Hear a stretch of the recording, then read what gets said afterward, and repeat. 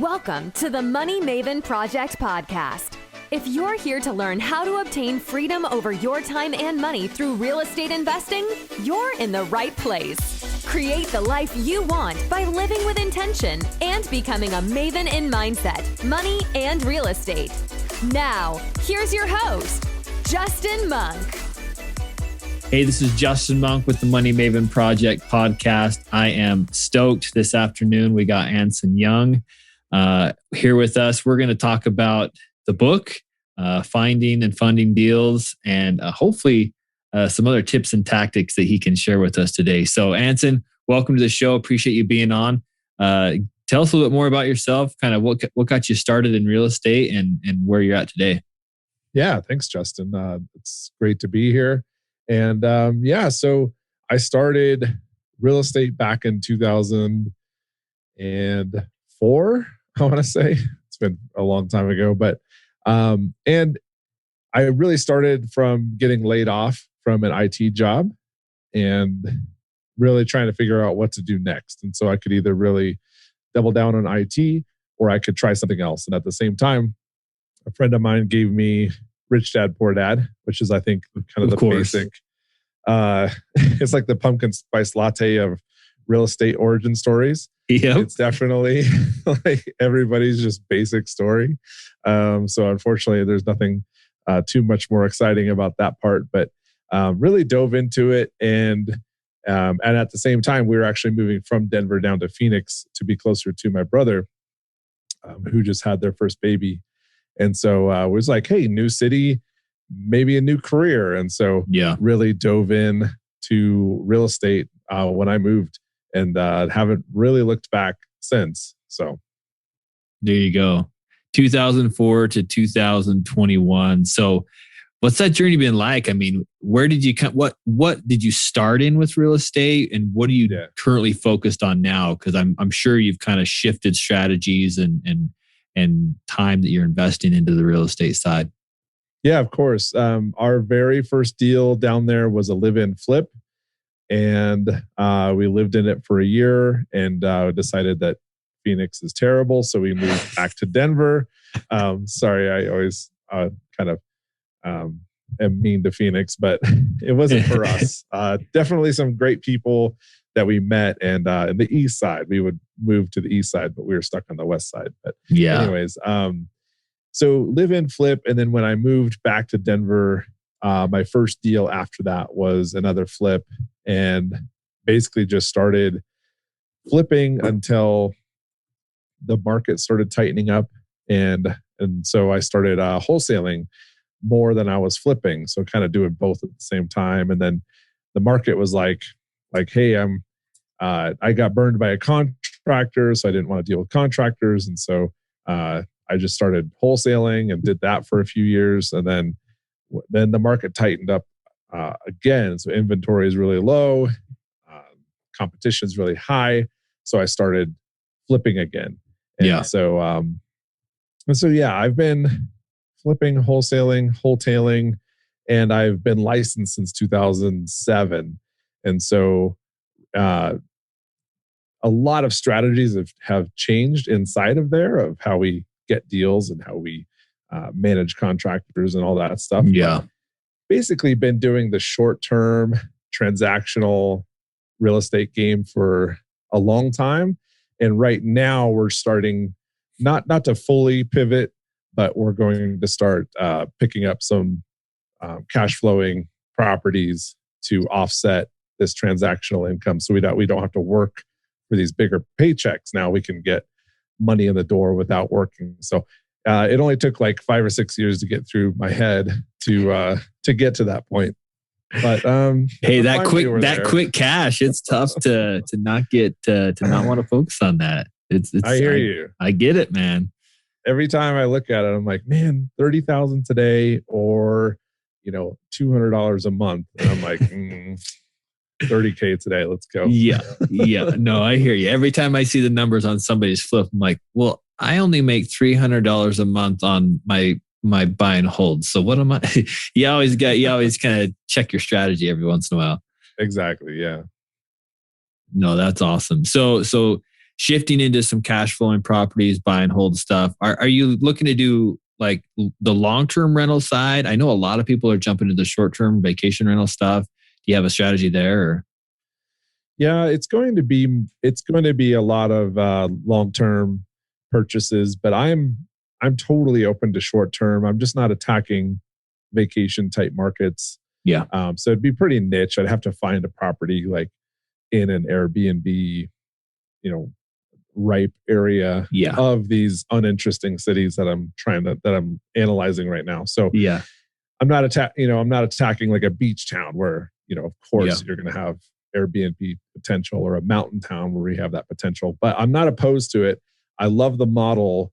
The part that I don't love is if regulation or something changes overnight, the city decides that they don't want to do short-term rentals, and all of a sudden your killer deal becomes a really thin deal because that long-term renter is not going to pay nearly as much as the nightly renters. Exactly. So. Yeah.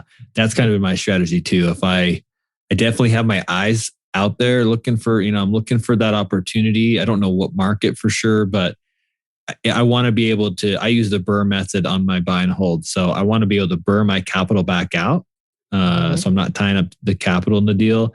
And I need it to be able to cash flow like a normal long-term rental, just in case, like you said. So maybe I'm being scaredy cat about it, but that's that's kind of my strategy. And hopefully I can find that perfect deal that works that way. Cause I do see the cash flow being super strong on those deals.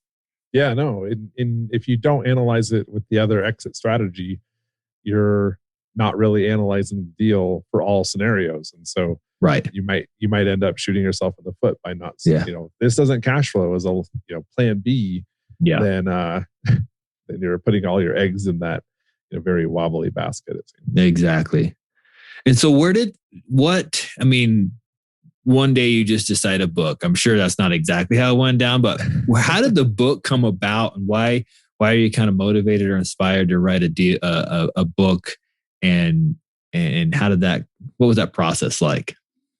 Yeah. So, I was not inspired to write a book. I had no intention of writing a book. Honestly, I just happened to be in the right room at the right time, with the right people in there, and, got pitched to write a wholesaling book for BiggerPockets. And even then, even right after the meeting, I was like, nah, I don't want to do that. That's going to be a lot of time.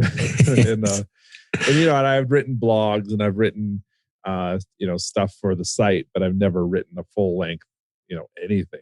So it's like, man, this is going to take too long. And then of course I slept on it and I woke up and was like, I can't pass up this opportunity. So, the nitty gritty process was, I submitted basically a chapter outline for each chapter. And then that got greenlit. And then I was asked to write one chapter, like basically the first chapter of the book, to see if the writing style flowed and if it made sense and if the voice was good and all this stuff. And I ended up writing 2 chapters, and from there I got greenlit for the whole book. Then halfway through, I got called into Josh Dorkin's office, which is kind of like going to the principal, I guess. And,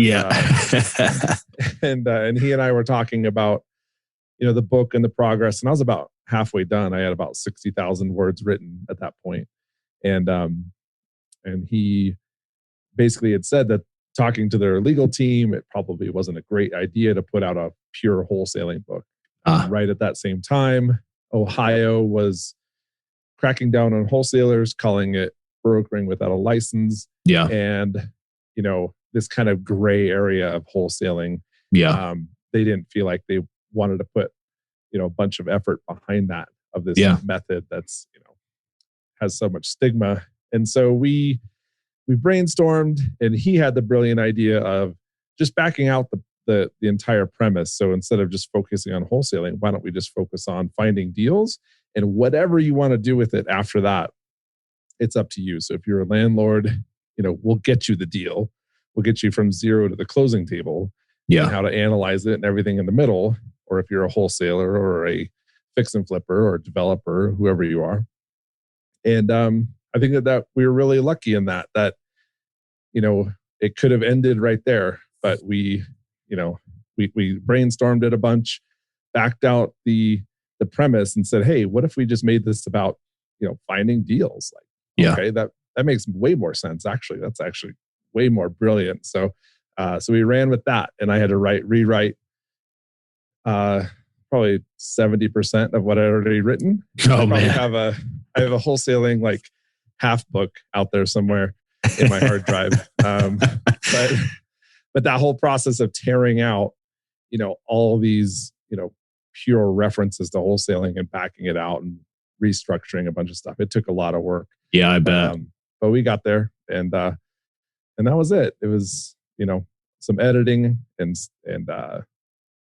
voice recording for the audiobook, and then we were basically off to the races. So, no, I think that's a good story. I've always wondered what that process is like writing a book. I don't know if I have a book in me, but maybe one day I do. And I feel like the top. I think I butchered the title at the beginning. So finding and funding great deals, guys. That's the book we're talking about here. Finding and funding great deals. I think that's important because at the end of the day, those are two of the probably most important things when it comes to real estate investing. Let's be honest. If you can't find deals, it doesn't matter. It doesn't matter if you know how to find contractors, and if you know how to run the calculator, and you know how to determine if it's a deal. You've got to be able to find those deals. And I mean, finding the money is, I think, very important too. But maybe, if you don't have any deals to fund, then the money is not going anywhere. It's just going to sit there. So yeah, exactly. I think finding deals is probably paramount. I'm sure there's probably other points of view on that, but I mean, you got to find the deals. That's where the skill is, right? That's what we as real estate investors bring to the table. That's our skill, is that we can go find these deals that work in the BRRRR method, or work as a wholesale deal or a flip deal or whatever. That's what we accomplish, and that's how we bring value to the market. That's why there's a payday. So I think that's awesome. Maybe really quickly, I don't know how much detail we can go into, but say somebody's they're listening to this podcast and they're just getting started. I think a large portion of my audience they're just getting into the deal. Sure. And maybe you say you've got a few minutes here to say, hey, this is where I would start. This is where I would start looking for deals. Give us some of those pointers. Yeah. So if you're just starting out, obviously this whole thing is pretty daunting. I'd say working on your mindset is a huge part of it. So kind of getting focused on what you're looking for, what kind of investment strategy appeals to you the most. Of course, I say, focus on finding deals, and then the rest kind of falls in place, because that is the number one skill you need to have, or you need to teach, or you need to build a team around. Because without deals, your landlording business is just, sitting there with no houses to rent, or, so it's just starting off, get laser focused on what you want to do, your investment strategy. And that just helps with kind of the steps later on of how you're going to analyze these deals, how you're going to, think about funding them. Maybe you're a wholesaler, you don't have to fund them, so kind of getting clear up front is going to help a lot. And then from there, kind of the tangible action steps, you're definitely going to want to analyze, the market that you're in, or the market that you want to invest in, and figure out if what you want to do works inside the market that you're in or that you want to be in. And so if you're if you're a landlord, but you live in the Bay Area, San Francisco proper might not be somewhere that you can cash flow. And so you're going to have to look outside of there for a market that's going to meet your business goals, And so analyzing the market to make sure that where you're at can support what you want to do. And then from there, it's very simple.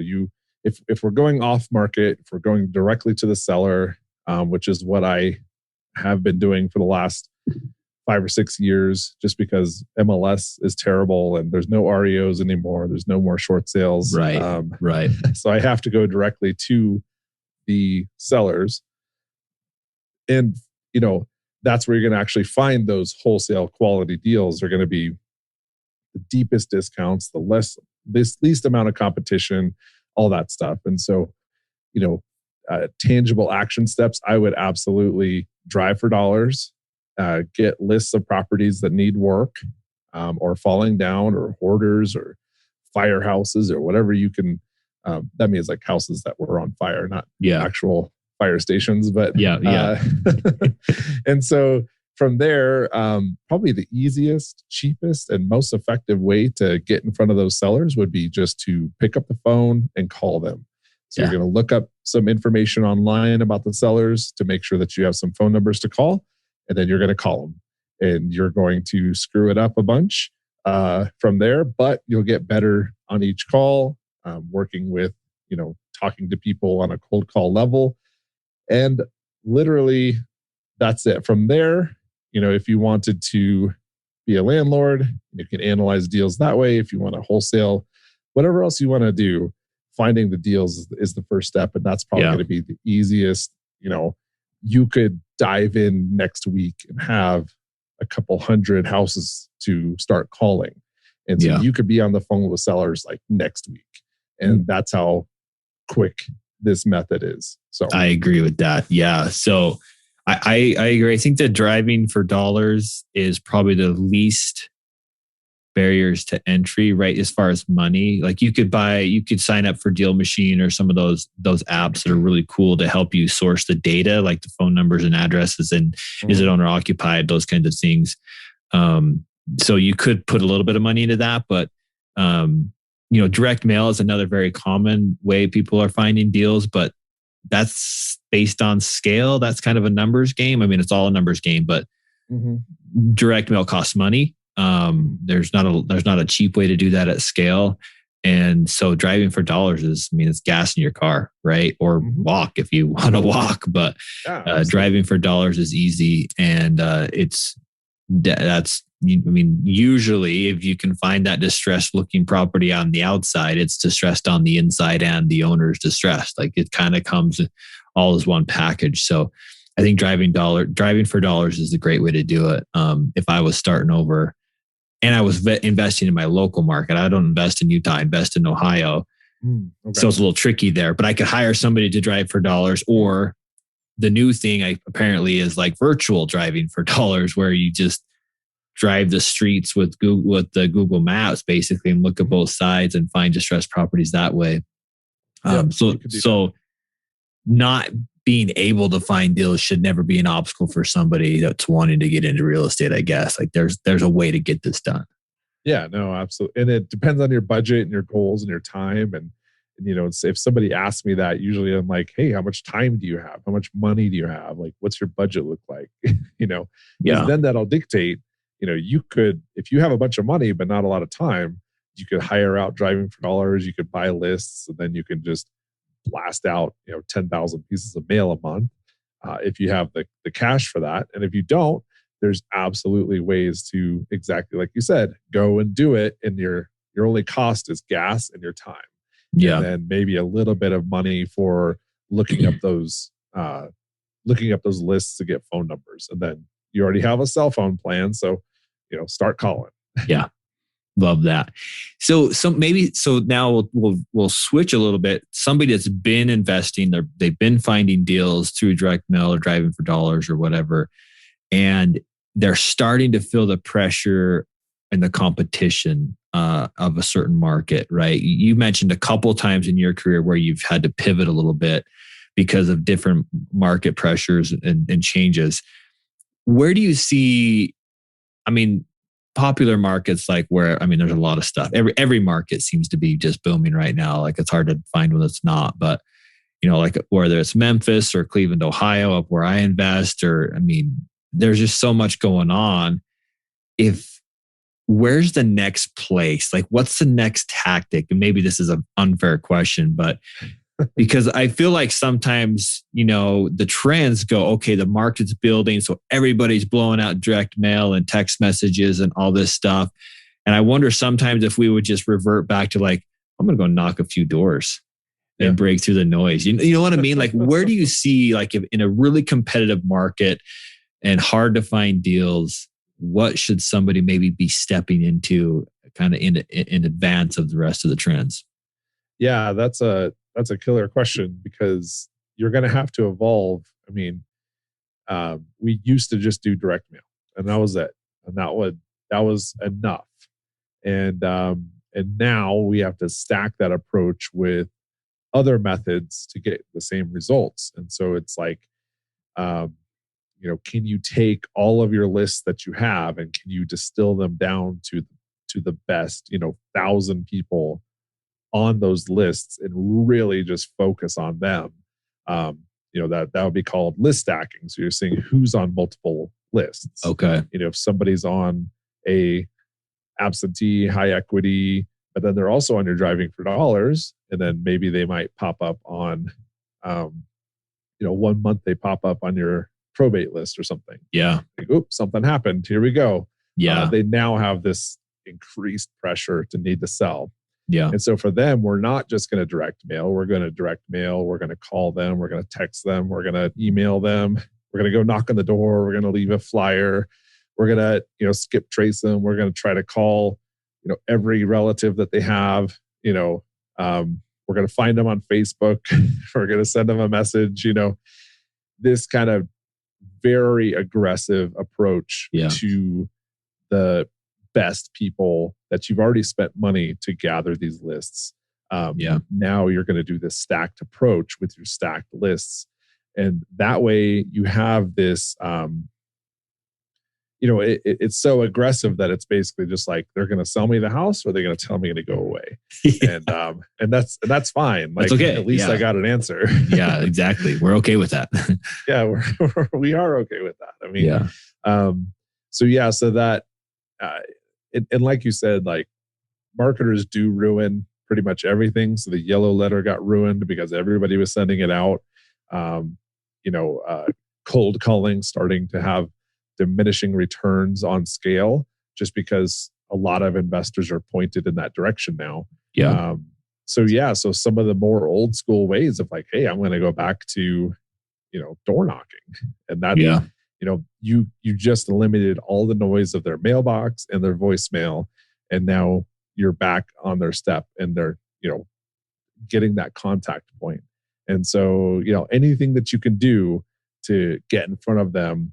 And then, I think standing out from your competition's more than just that. It's also, are you a genuine? Are you there to help?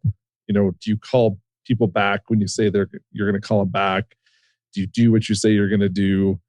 Are you relatable?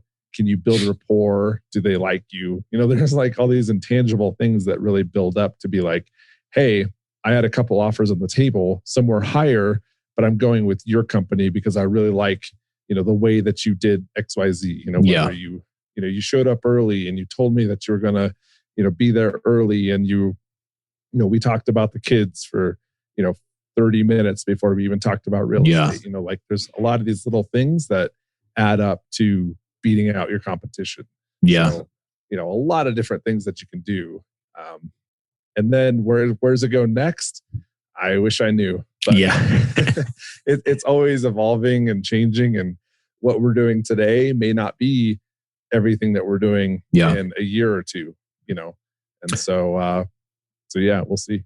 I was speaking to somebody that their business does a lot of text messaging to get deals, and he's like, a lot of regulations coming down on that. It's getting a little tighter and harder to do. So he's like, we might be shifting back to more direct mail, which was kind of the older model. And so that's kind of where that question came from. Like, I wonder what the next shifts are, and obviously we don't know for sure, but I think it's just important to be aware. Like, I'm finding deals on the MLS in Ohio, which is just absolutely crazy to me. But I don't flip. So I think it's I can go a little bit higher in price than flippers. So little secret there, but I know, and I've seen over the last 6 months, I've seen that tight, and I've seen it get harder and harder in those cities to find the deals. So I'm like, okay, well, I can still find some deals, but I need to start building up my next step. Like, so I've been looking at deal machines, some direct mail, driving for dollar stuff, because I know that if the market continues to go like it is, it's going to eventually be where I can't find deals on the MLS. And I want to be ready for that and already have systems in place so I can keep the deal flow. So I think it's just important that takes a lot of forward sight, because we just started seeing REOs, like the numbers go down and down and down. And only then were we like, oh, wait, we have to do something else. Like, crap, this isn't going to last forever. And so I felt like we were even shifting a tiny bit too late. But yeah, so your insight and your foresight is huge. So I think just you got to just be kind of paying attention to that. And anytime it's really good and you're making, you're just killing it, you always got to be like, okay, well, we all know that nothing lasts forever. So where do I got to be pivoting to down the road? Yeah. That's good. That's good insight on kind of getting started in finding deals and maybe how to be aware of kind of what the trends are now. Funding deals. So talk to us about, again, back to that new investor. Like me, I took out a home equity line of credit on my primary residence. That's how I funded my first few deals. Quickly ran into obstacles because as you know, the BRRRR method, right? You cash out refi after 6 months. You got to hold it for 6 months, usually a seasoning period. And I'm like, well, I'm still going to run out of capital, and like that timeline kind of holds me back a little bit. So I'm like, well, I gotta find private money. And so that's been my focus over the last few months, is just finding private money. And surprisingly, thanks to your book, and it's been, just building that list and starting to talk to people and let people know like what I'm doing. And I have had people reach out to me. Well, so I've networked into private investors, like talking to my banker that's helped me with the refi. He's like, hey, I know a guy that does private money all the time. So I'm like, perfect. And then I had a buddy from high school reach out, and he's like, hey, I see what you're doing on social media. I want a piece of that. So here's X amount. Let's do a deal. So what tips would you have for somebody that, again, just getting started? They've got it. They're finding some deals now. They need to figure out how to fund them. Yeah, and some of that, I mean, the two kind of newbie approaches that I would go with, and some of it depends on budget and your business model and some other things, but kind of those two methods would be either the hard money rates right now. I haven't been paying attention because I don't really use hard money, but having a beer with another investor, and he was telling me some of the rates of companies that I've known forever.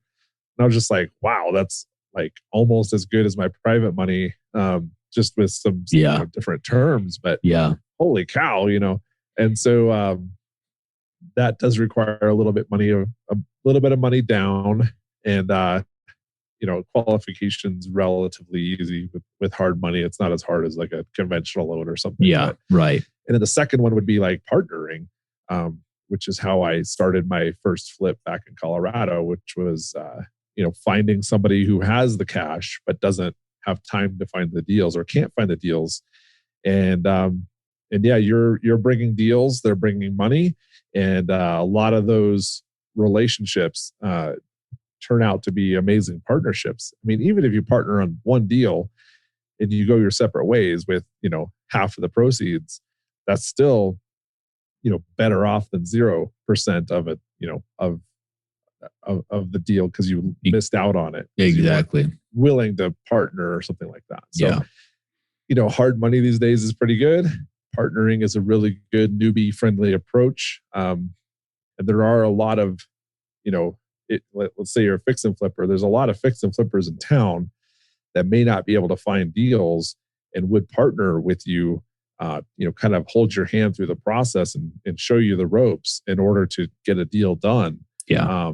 And so, those two methods, I think, for a brand new investor are great. Good options. Yeah, I love that. Perfect. And what as they grow and start to scale, how do you recommend that they as they start searching for private money? What's some of your tips there? Once you start having success and a track record, exactly what you said, like just letting people know what you do, right, and letting them follow along the journey with you.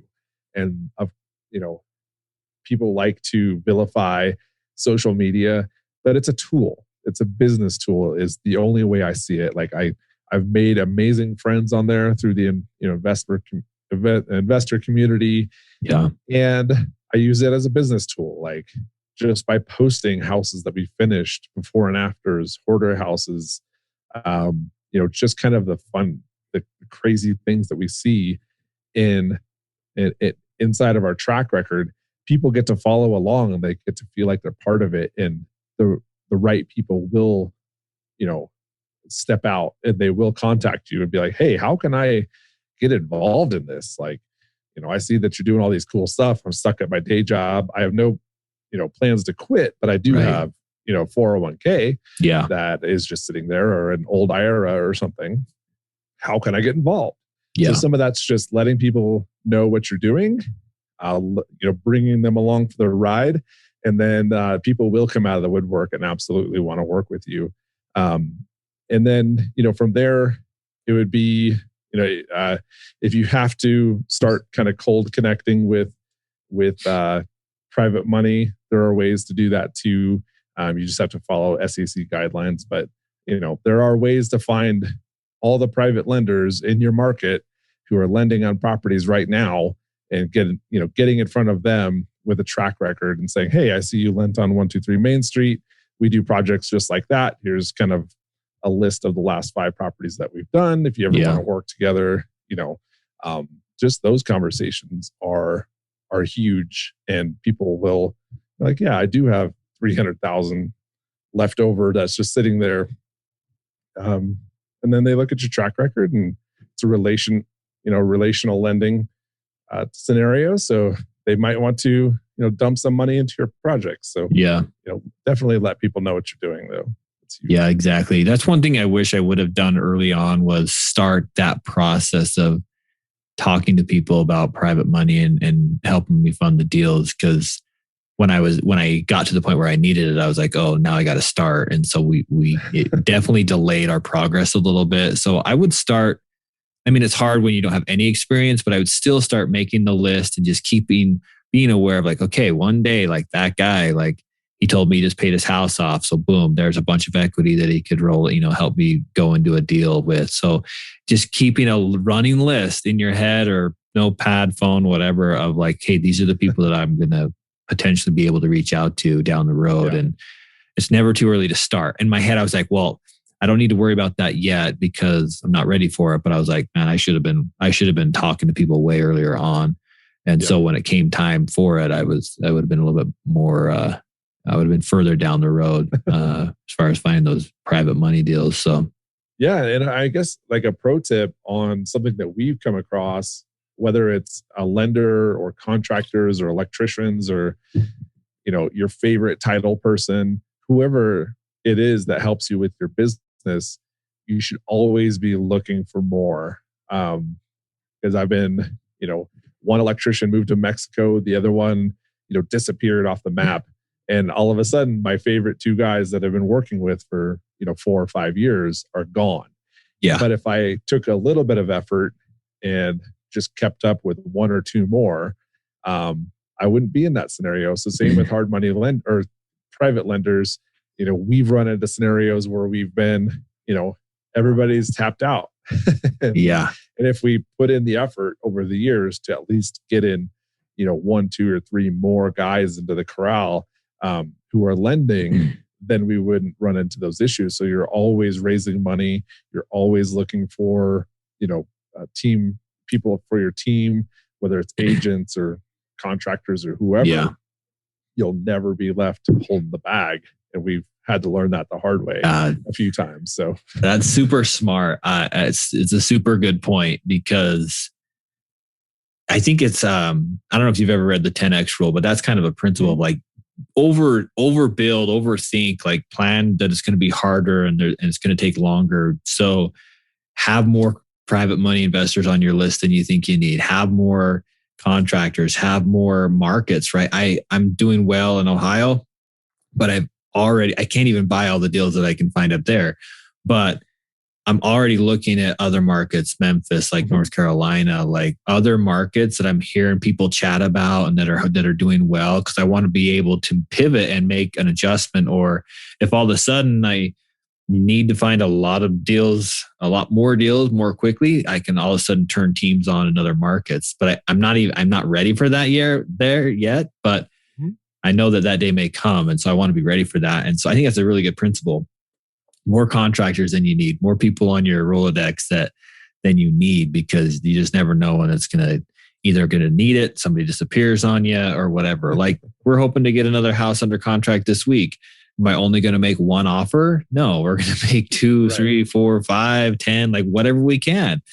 And that's actually bit me before, because I had 2 accepted at the same time and I didn't have the money for both of them. So I had to back out of one. Yeah. But I'd much rather that than not get either or not get anything. So true. I think it's a good principle. That 10X rule thinking kind of is the big deal. Yeah, absolutely. It's going to happen. So yeah, plan for it now. Exactly. So as you have mentored, coached, spoke to people in the real estate world, in the real estate investing world,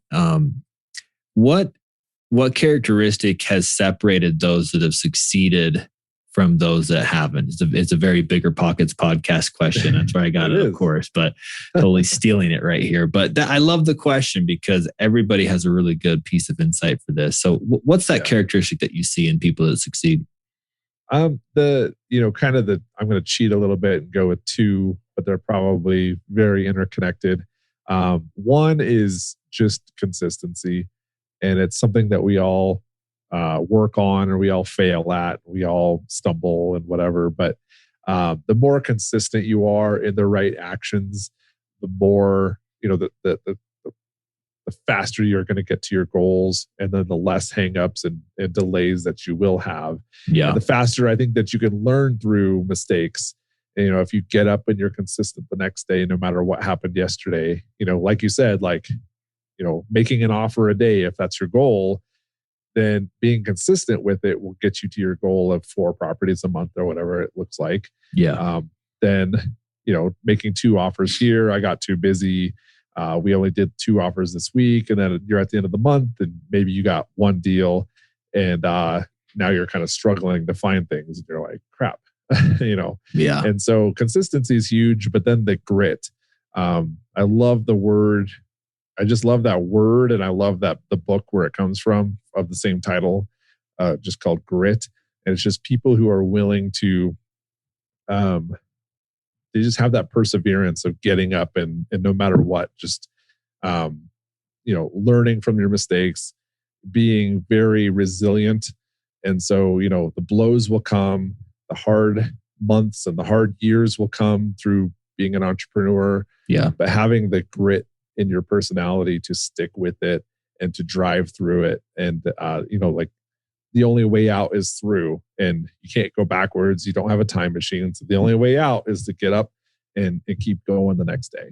And so a lot of the investors I know who have weathered a bunch of storms have those 2 very amazing qualities. So yeah, perfect. Those are 2 very important. I love the consistency and persistency, and just embracing the suck sometimes, man. Some days you will not want to drive for $1. Some days you will not want to do whatever. And we all seek this life of where we don't have to do anything that we don't want to do. But I don't know that it exists. And I don't know that even if it's something you love to do, I still think there's days that you're going to be like, I don't want to do this today. So you just have to get okay with that, so that you can stay consistent and continue to make progress towards your goals. So, I love that, man. What's a favorite business book, investing book that you have read that's really, you mentioned Rich Dad, Poor Dad. So we won't use that one. But what's another one that's really had a big impact in your life that you want to recommend to some of the other listeners? Yeah, I feel like I've gone through a bunch. So real estate wise, I actually don't read a lot of real estate books anymore that are very like specific. But I think one, if you're going to piggyback onto Rich Dad Poor Dad, which is just basically a mindset book. Yeah. If you're going to kind of piggyback one more on top of that for the next phase, is I got turned on to Millionaire Real Estate Agent and Millionaire Real Estate Investor kind of at the same time. And this is, of course, through my journey at Keller Williams and the REO team that I was on. One of the owners is mentioned in the first edition of the book, so she's old school Keller Williams. Yeah. And so I read Agent first, and then I picked up Millionaire Real Estate Investor, and it really helped craft that entire kind of mindset of course, it goes through nuts and bolts of strategies and stuff, but it actually helps you plan out like, hey, if I want to do 10 deals this year, it helps you work backwards into the daily activities that you need to be doing. Perfect. So if you want 10 deals this year, you have to make, so many, phone calls a month or so many offers a month or whatever that looks like. And then you could break that down to every single day. It was the first time I ever saw kind of that pyramid of like, hey, if this is what you want at the end of the year or at the end of the quarter or whatever, this is how you break that down into kind of a weekly scenario. And I was blown away by that. I was like, wow, it's so tangible. Yeah, not everybody knows. Not everybody runs the math. Like they'll set a goal, but then they don't know the math or what it's going to take to get there. And so, yeah, anytime you can break that down, be like, okay, well, if I want to close X, if I want to buy X amount of houses this year or month or whatever, like, okay, how many offers, how many leads, how many direct mail pieces, or how many hours of driving for dollars? Like you can go down to the daily, hourly, like what you need to be putting on the board to accomplish that goal. It's just math. Like accomplishing your goals is a lot of times, it's lots of mindset, but there's a lot of math behind it or ratios that you just need to follow. Like these principles that we read in the books and we hear on the podcast, they're not new. Like they've been proven over decades and decades of time. So just follow the principles, follow the rules, follow the method that a lot of other people have followed to get there, and it'll work. It'll work if it can work for me and Anson, then it'll work for you, right? That's right. Perfect. So tell us a little bit more about, for you right now, the business. Like, what's a day in the life for you? What are you in your business every day? Are you kind of spinning off to do other things? What's a day in the life for you right now? Yeah, I'm definitely in the business every day. I feel like most, like 99.9% of real estate investors are. There's a few that have kind of transcended and replaced themselves, but I'm not there yet. I actually enjoy a lot of the things that I do and try to outsource the things I don't like to do. But, perfect. Between running an agent business and being an investor, a fix and flipper, basically a full-time deal finder, really focused on those activities. And then, every day is basically either, watching marketing, seeing what's going out, seeing what's coming in, kind of watching KPIs, seeing how we can refine any of those processes. I build in time each week to network with other investors in other markets. I think that's a huge, powerful thing that I accidentally stumbled on through my years at BiggerPockets and on Facebook. Some of the best information you're going to get is from investors at your level in other markets who aren't your competitors. It's pretty straightforward, but and then from there, working really heavily on expanding the agent business and expanding the investing business into other markets. I think I touched on it at the beginning of going into more buy and hold in other markets that aren't Denver. Denver's very appreciation friendly, but not very cash flow friendly. And right now I'm focused on cash flow alone, and appreciation's nice, but can't really count on it. So, and like you said, that'll turn into 2 or 3 markets, in, like this time next year would be ideal. So that not all those eggs are in one basket. So, I want an agent team in each one of the markets that I'm investing in. And then, so a lot of, whatever it takes to kind of build those out is kind of my daily. There you go. It feels like, running around with your hair on fire sometimes, but, but yeah, so hopefully that answers your question. No, that's perfect. Yeah, that's exactly what I was looking for. So what's driving you now? Like, what's your why? What's getting you out of bed and pushing you to get towards these cash flowing properties and just keeping the grit and keeping the consistency going? Well, some of it is being, too dumb to know better and continuing in transactional real estate for so long. So replacing, obviously the first goal would be to replace my my personal expenses with cash flow and then kind of move on from there. But one thing that I do that I actually don't see a lot of entrepreneurs or investors do is I actually have like kind of my mission statement on this huge, like 24-inch poster in my office. And so anytime that I feel like I don't want to work or I don't want to do kind of that consistency thing, I can look up there and it kind of just goes through like basically my why, which is it's a pretty long statement, so I won't read the whole thing, but it's basically like I want to provide a truly amazing life for my family and myself, and it goes from there into contribution to the community. A lot of investors that I've talked to at very high levels, like way beyond me, they're no longer worried about obviously their bills, their kids' bills if they want. There's a lot of potholes there, but a lot of them move into the contribution factor of they have a passion project of like Bill Allen and human trafficking. Like you don't hear him talking about investing a lot. You hear him talking about buying houses for veterans or putting a lot of money or events into things that he's very passionate about. And that I haven't found the what exactly. I mean, we do try to contribute everywhere that we can, but it will eventually move into that's the driving reason because I have more than enough. And, at that point, I'll have more than enough. And then now it's how can I impact communities and people and, a lot of investors that you follow, you will see that shift where it's no longer them. It's not about like me and my cars and my house and whatever.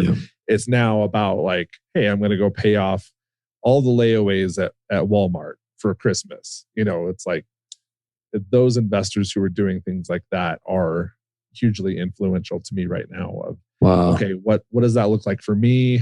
And what's going to be that thing that drives through that I'm working towards. So I love that. That's awesome. Great answer. Appreciate that. So I think this has been awesome. Obviously, we could go on and on different tips of funding and finding deals, but I think this has been a good summary of kind of where to get started and some things to be looking out for down, kind of prepping for the future. It has been awesome. If people want to follow you or learn more about what you're doing, where should we send them? What should we put in the notes? Yeah, you can, you can always connect with me on BiggerPockets. You just search my name there. I think I'm the only Anson on there now, but you can connect with me on Instagram if you prefer that. I'm relaunching YouTube stuff. So if you're into YouTube, you can connect with me there as well. And I'd love to, connect with anybody who's having issues or, wants to reach out and talk about whatever, we can make a little bit of time for that. So. Yeah, appreciate that. We'll definitely have that in the notes here. Anson, hey, thank you, man. This has been awesome. That's been super helpful. I've had a couple of different aha moments too. So appreciate your time. Hopefully we can chat some more and our paths cross in the future. Yeah, absolutely, Justin. I'm positive that they will. Thanks, man. You have a good night. You too. Thanks for listening to the Money Maven Project podcast. A true Maven shares knowledge with others, so be sure to share this podcast and leave a review. Thanks so much, and until next time, live life with intention.